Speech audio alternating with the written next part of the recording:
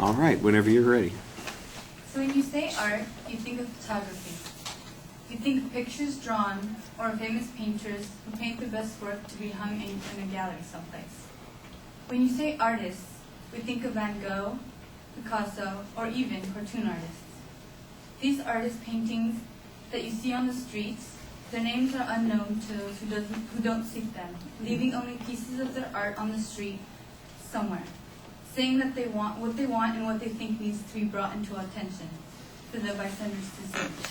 Thinking the streets would be used as a better place to lay their art on paper than making their younger voices harder not to be seen in just one place like galleries, but all over the world. I want to clarify the reason why urban art should be classified as an art form and not vandalism. When people think of urban art, it's usually thought of as graffiti or illegal art. Close. Urban art is actually a style of art that combines street art and graffiti. It is usually seen in public vacant spaces, old buildings, or property that no one uses anymore that makes it seem like you're destroying property and call it vandalism. Sometimes this art form gets the artist in trouble and viewed as vandalism, but the artists themselves don't see it that way. But instead, they find their art as a form of speech that they express to capture the audience's, or in this case, the bystanders' attention. It covers traditional art, but also political issues. The first thing I would like you to know about this specific artist is he calls himself Above. Yes, A-B-O-V-E. Above is known for his social and political stencil artwork. He has created street art since 1995, and yet he chooses to hide his identity. No one knows why he keeps his identity concealed. He is famous for his wooden aeromobile and large mural wordplays. He wanted to do something different with art than what others have done, like based on character or artist logo, instead of formal or traditional ways of letter-based graffiti. In an interview, he said, literally speaking, sign language is a form of communication using movements instead of sound. I found a large charm and power knowing that aeromobiles, when hung, are constantly moving around and around. It made logical sense to paint one word on each face of the arrow, so conceptually speaking, when the wind would spin, the aeromobile would be a small wordplay dialogue to anyone who looked at it. The wordplay to his arrow was that he would go along at night looking for locations and wordplay. For instance, hanging an hour in a busy intersection that read honk/horn on a tree full of shoes with an arrow saying shoe. That was how his wordplay began, and painted outside of a 4th grade classroom while the younger students were inside learning how to put 2 and 2 together. Besides the fact that he made art fun and creative as well as making sign language with the mobile arrows. He also raises awareness on things he thinks are important. One of the stencil drawings he made was one about Haiti. He did this one in Cuba, actually. On Wikipedia, it says that he had gone to Cuba commenting on recent earthquakes in neighboring country of Haiti. Above made a piece saying, Cuba is less than 90 miles away from Haiti, making them very close neighbors. It also says recent earthquakes in Haiti has taken 230,000 innocent lives, wounded 300,000, and made 1,200,000 people harmless. On the painting above wrote, "Help thy neighbor." And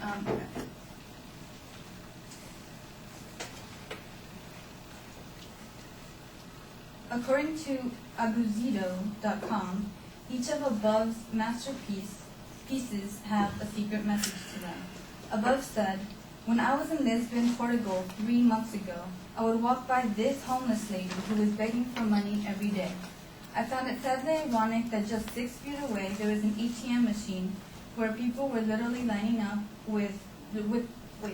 to withdraw money with an obvious visual clash of rich and poor. Being in such a close proximity encouraged me to make this stencil called Stealing from the Rich and Giving to the Poor."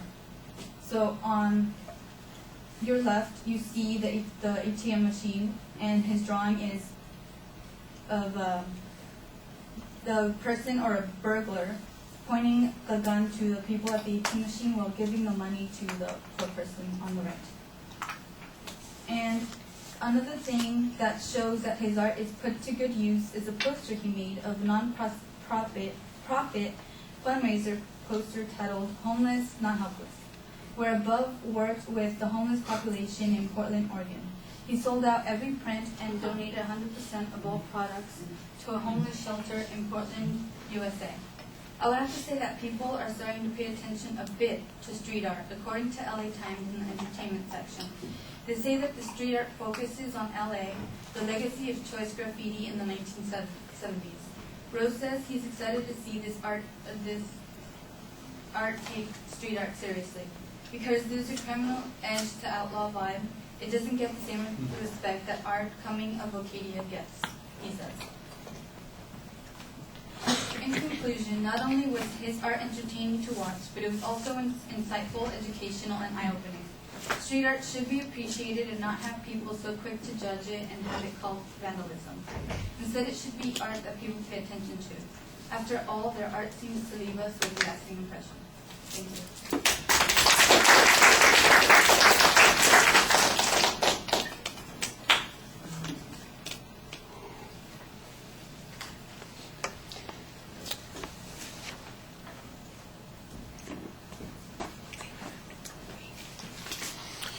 So Ashley, what did you think? Your attention grabber was good, and your introduction was really interesting. Your visuals were described well. You spoke to your audience, but when you were switching the slides, you stayed over by the computer for a while. Your citations were good, and so was your conclusion.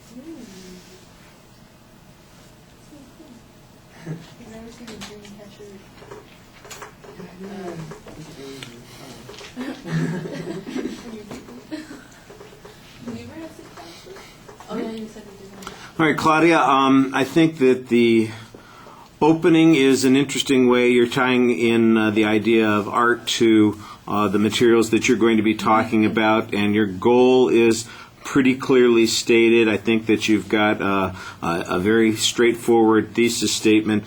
There's no setup of what the structure is going to be, though, and as you get into the material, it doesn't really feel as if it's building to any particular point or conclusion. It just seems like it's a little random observation here and there about some of the artwork with an aside or a comment on the particular artwork as you're going through it. And as a result, it's not coalescing and turning into something that's adding to our pool of knowledge by developing the content. It's just showing us some stuff. The stuff you show us, I think, is interesting. Obviously, a lot of the art is interesting to see. On the visuals, for instance, I thought you did a nice job presenting some good large visuals that illustrate the particular style and politics and ideas of the artist that you're talking about. I did find it a little odd that the mobile that is supposed to be movement with the arrows was a static image instead of a video image, which would have allowed us to see those arrows moving the way you described them moving.